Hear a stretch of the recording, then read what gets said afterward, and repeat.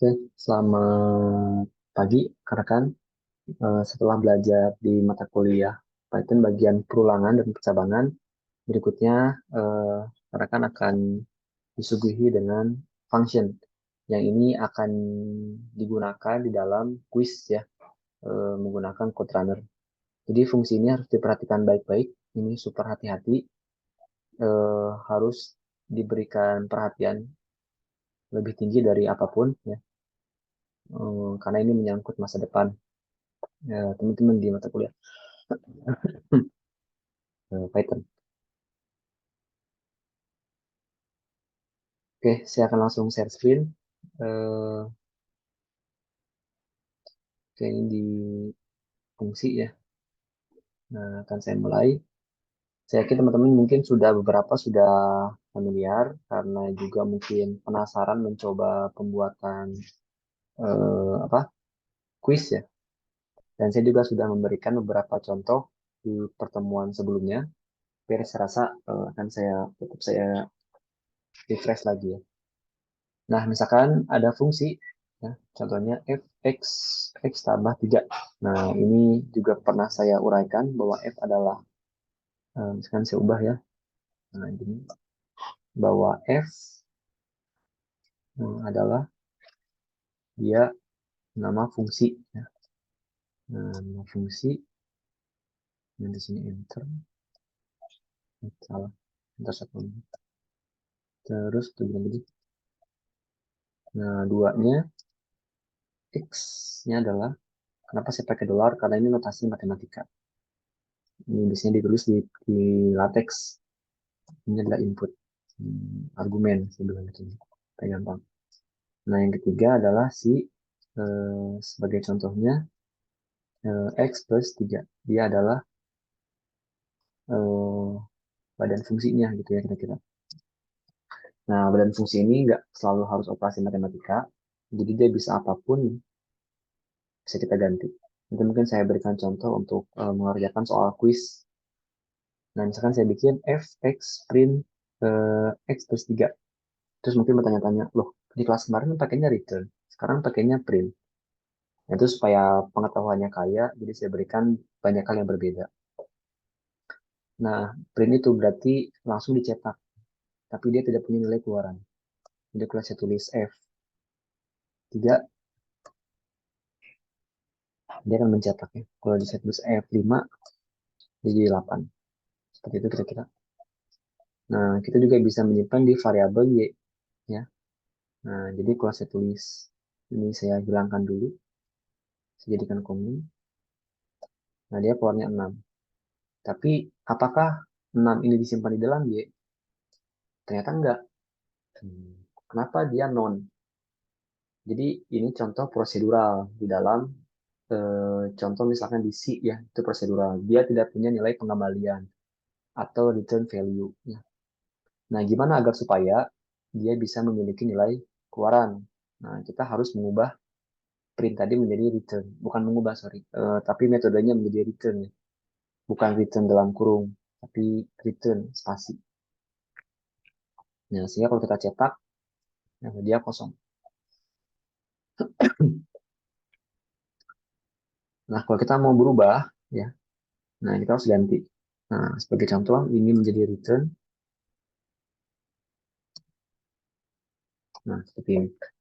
Nah, ini nggak saya running, tapi teman-teman silahkan mencoba merunning. Dan lihat apa bedanya. Apakah di dalam print Y ini tetap non, atau ada angkanya? Harusnya ada angkanya ya. Harusnya ada angkanya. Karena dia punya nilai return. Jadi berhati-hati, ada yang tanpa return, cukup dengan print, atau bahkan nggak ada keluaran apapun, ada yang butuh nilai keluaran berupa return value.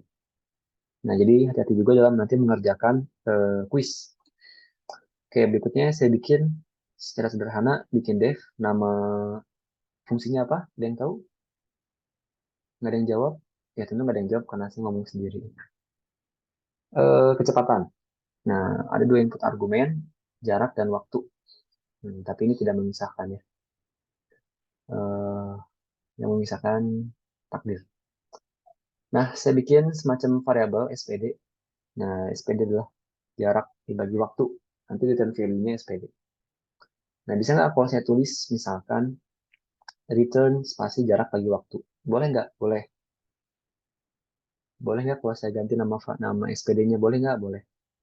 Seperti materi sebelumnya, ya, again, saya ingatkan lagi, kita gunakan metode ATM, ya, amati, tiru, modifikasi. Nah, jadi amati ini fungsi yang dibikin oleh BRT. Bisa silakan diubah. Misalkan saya nggak mau kecepatan deh, saya maunya percepatan. Terus saya mau nggak mau kecepatan, saya maunya bikin fungsi BMI, ya, Body Mass Index. Karena saya merasa kok saya badan saya cukup cukup ideal nggak ya kira-kira gitu. Terus bikin BMI, terus lihat di internet apa sih rumus BMI. Atau saya pengen untuk bikin fungsi konversi dari Celsius Fahrenheit atau ke Kelvin, ya, dan seterusnya. Ya, jadi intinya jangan sama. Ini hanya sebagai contoh referensi. Tapi kalau kehabisan ide, diikuti juga boleh. Ini tidak ada larangan, hanya himbauan. Oke, sehingga kalau saya ganti, ya, panjangnya 10, durasi 5. Nah, maka panjang ini nanti akan berperan sebagai jarak, ya, dan durasi akan berperan sebagai waktu. Hmm, gitu ya, raki-raki. Kira-kira maksudnya. Nah, jadi otomatis panjangnya berapa? 10, durasinya 5. Nah, berarti kecepatannya disimpan di variabel catch gitu ya. Nah, catch punya nilai 2,0 bukan non karena fungsi yang kita buat memiliki nilai keluaran atau return value. Gitu ya. Jadi silakan dicoba. Jadi bisa kita menggunakan angka langsung. Boleh juga kita pakai seperti ini juga boleh ya. Jadi kalau di dalam quiz yang diminta yang seperti ini. Tapi jangan lupa di quiz nggak usah ditulis, printnya itu nggak usah ditulis. Yang ditulis di dalam quiz hanya function sampai return. Nanti biar LMS yang akan mencetak dan memverifikasi apakah betul atau tidak fungsi yang dibuat oleh rekan-rekan. Oke, kita juga bisa buat gini, jarak sama dengan panjang, waktu sama dengan durasi. Jadi kita state ini. Itu juga bisa, jadi otomatis jarak itu akan diisi oleh panjang, dan waktu diisi oleh durasi. Jadi bisa seperti ini, bisa seperti ini. Nah, gimana kalau saya tulis durasi panjang? Berarti durasi sebagai apa sekarang? Perannya. Hmm? Sebagai apa? Hmm? Sebagai waktu, sebagai jarak. Hmm? Sebagai waktu, ya. Sekarang durasi berperan sebagai waktu. Kenapa? Karena dia pertama kali input argumen. Nah, di fungsi yang kita tetapkan, input argumen pertama adalah untuk waktu. Yang kedua untuk jarak. Otomatis Python akan membaca, oh durasi itu berarti untuk waktu. Panjang itu yang kedua untuk jarak. Nah, jadi harus diperhatikan urutan input argumen itu berpengaruh terhadap nilai dari keluaran. Ya, kira-kira. Nah, ini berikutnya fungsi default. Fungsi default adalah fungsi yang sudah memiliki nilai awalan dan akan berubah jika diberikan sebuah masukan atau input. Terus gimana kalau nggak dikasih input? Ya, dia tidak akan berubah.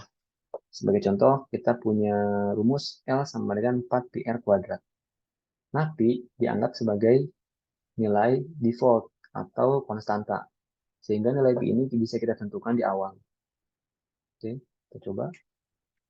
Nah, jadi misalkan contohnya def luas bola R, Pi sama dengan 3,14.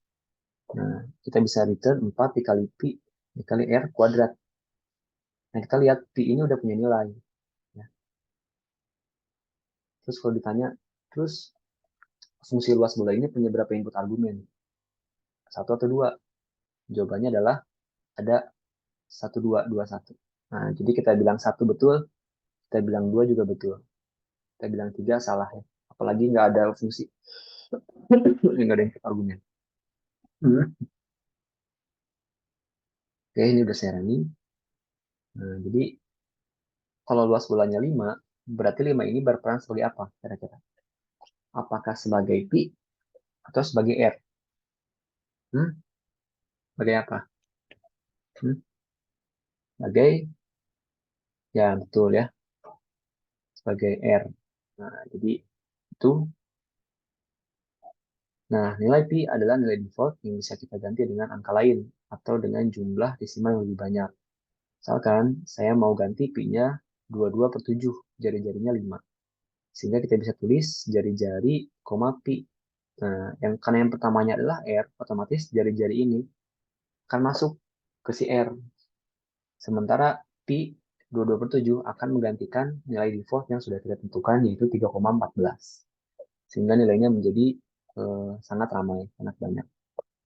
Itu ya, kira-kira. Jadi nilai default bisa kita ubah, bisa kita diamkan. Nah, ini akan sangat berguna ketika rekan-rekan nanti menggunakan pustaka punya orang lain, contohnya NumPy, Pandas, ya.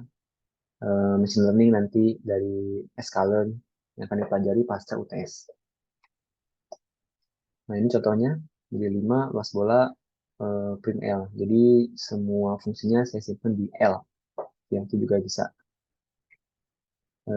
Ini contoh, karena tadi saya berikan contoh banyak tentang integer atau full float. Ini sekarang contoh yang string. Jadi input argumen itu nggak hanya float, nggak hanya integer, kita juga bisa memberikan input berupa string. Ini contohnya nama peserta, nama, sekolah. Nah, sekolah ini sebagai nilai default, yaitu SMA karakter.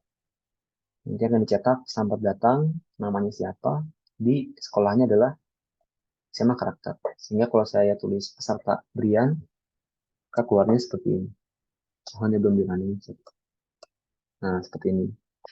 Bisa menggunakan metode plus, bisa juga menggunakan metode kurung perawal. Kurung perawal ada 2 nanti. Atau metode koma, itu juga boleh. Nah, silakan nanti dibedakan dengan yang saya tulis di sini untuk menambah wawasan dan kekayaan intelektual di Python.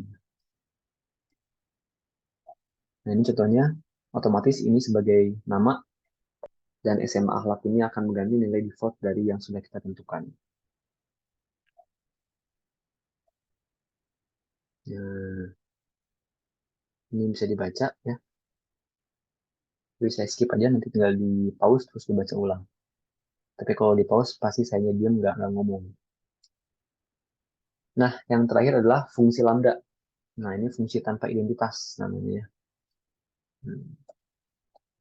Tapi bukan fungsi tanpa status ya. Ini cuma HTS. Ini mah fungsi tanpa identitas.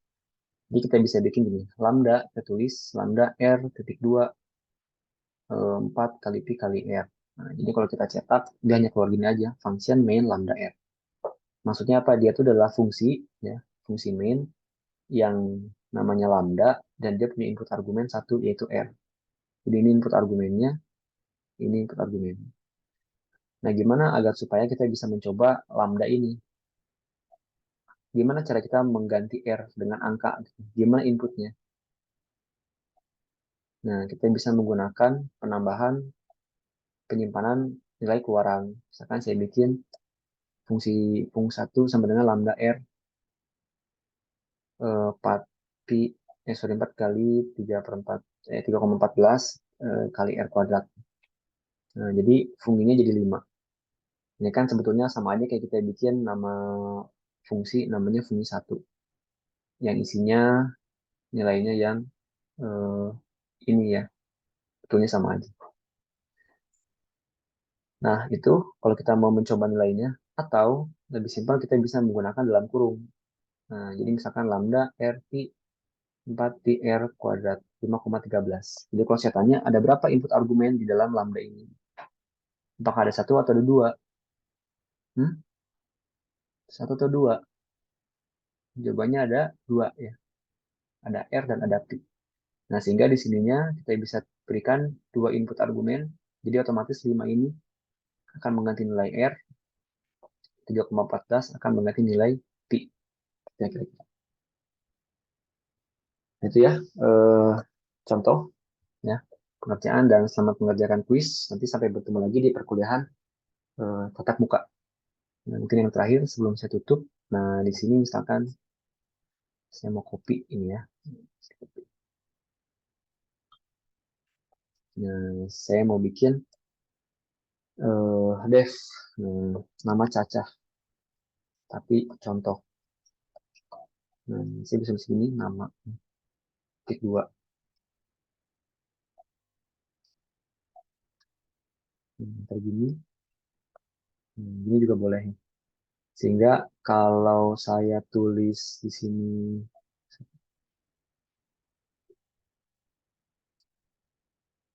saya tulis di sini nama Caca contoh, kan saya tulis Python. Nah, maka keluar Python. Nah, di soal yang saya keluarkan di kuis, itu gimana caranya P-nya tetap, tapi N-nya dari dibalik. Sorry, dari tanda seru. Nah, gitu. Jadi yang dikumpulkan, yang di answer adalah yang bagian sini. Nah, itu silahkan dicoba. Selamat menikmati kuisnya. Beberapa teman-teman udah ada yang chat ke saya personal dan ya mungkin sempat ada yang protes kok error-error segala macam, terus saya beri penjelasan sedikit, dia bisa mengerjakan kuis. Nantinya saya sih berharap teman-teman bisa berkelompok dulu ya, membuat geng-geng kecil, geng pemrograman untuk mengerjakan kuis yang saya buat. Kalau ternyata dari geng itu stuck, nah itu boleh sebetulnya bertanya kepada saya, masih boleh ya, karena ini masih kuis pertama ya, jadi masih saya beri ampun. Kalau misalkan bertanya terus gimana pusing segala macam. Nanti mungkin kuis berikutnya mungkin 2 jam ya, mengerjakan harus selesai. Nah, tanpa tanya. Walaupun tanya juga pasti orang temannya pasti ngerepotkan. Jangan tanya, pusing. Gitu ya.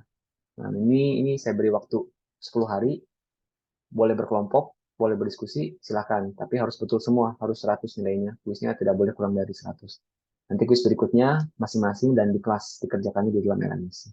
Dia pastikan ada laptop atau tablet atau HP segala macam yang bisa mengakses LMS untuk mendapatkan jawabannya.